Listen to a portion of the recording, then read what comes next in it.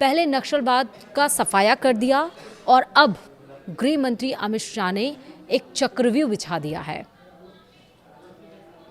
महारथी भी इसके लिए तय हो गए हैं और बात कही गई है कि एक एक घुसपैठियों को बाहर कर दिया जाएगा। यानी घुसपैठियों पर सरकार ने बहुत बड़ा कदम उठाया है।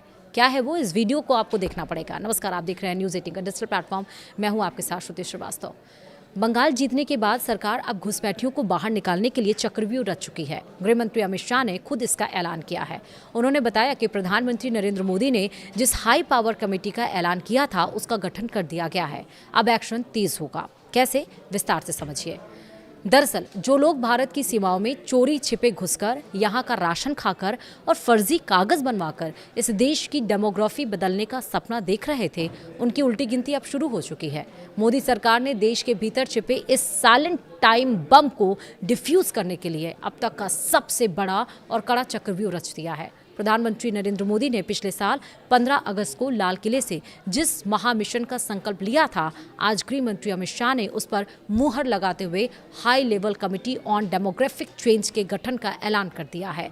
खुद गृह मंत्री अमित शाह ने इसका ऐलान किया है। साफ है कि हिंदुस्तान की छाती पर अवैध रूप से पल रहे एक एक घुसपैठिए को चुन चुन कर चिन्हित किया जाएगा और देश की सुरक्षा से खिलवाड़ करने वालों को सीधा रास्ता दिखाया जाएगा। गृहमंत्री अमित शाह ने बताया कि प्रधानमंत्री नरेंद्र मोदी ने 15 अगस्त को लाल किले की प्राचीर से जिस high level committee on demographic change की घोषणा की थी, सरकार ने अब उस हाई पावर कमेटी का आधिकारिक गठन कर लिया है।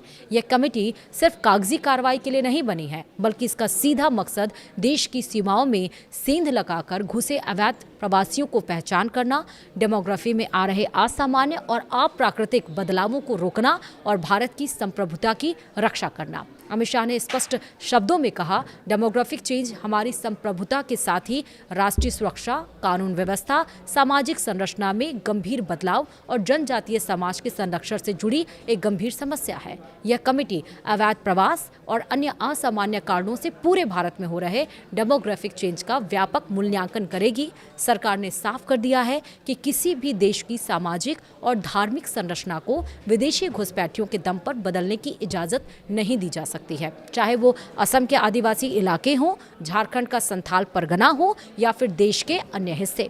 जहां जहां भी असामान्य रूप से आबादी का संतुलन बिगड़ा है, वहां अब सरकार का हंटर चलने वाला है।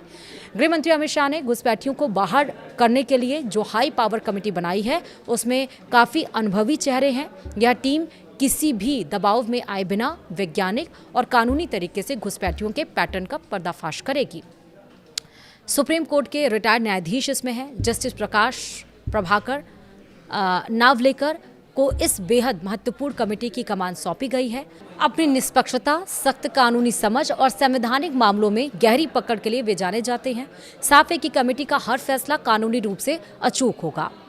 वहीं इस कमेटी में आईएएस और आईपीएस भी शामिल किए गए हैं। कमेटी में उत्तर प्रदेश के पूर्व मुख्य सचिव और रिटायर्ड आईएएस अधिकारी श्री दुर्गा शंकर मिश्रा और रिटायर्ड आईपीएस अधिकारी श्री बालाजी श्रीवास्तव को शामिल किया गया है।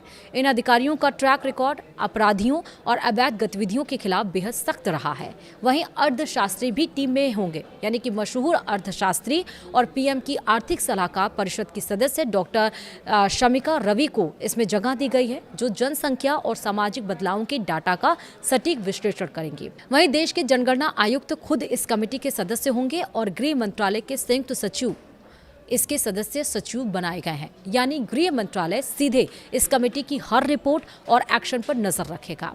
अब सवाल ये कि आखिरकार क्यों एक्शन में आई है सरकार, तो ये भी समझिए। पिछले कुछ सालों में देश के कई राज्यों से ऐसी खबर आई है जहां कुछ खास सीमावर्ती इलाकों और अंदरूनी जिलों में अचानक एक खास समुदाय की आबादी में अप्रत्याशित बाढ़ आ गई। यह कोई प्राकृतिक जनसंख्या वृद्धि नहीं है, बल्कि सोची समझी रणनीति के तहत कराई गई अवैध घुसपैठ का नतीजा है। यहाँ के बदलाव देख सरकार की नींद उड़ी हुई है। यह देश की सुरक्षा के लिए बड़ा खतरा बनने वाला है। अब जो कमेटी बनाई गई है वो क्या क्या देखेगी।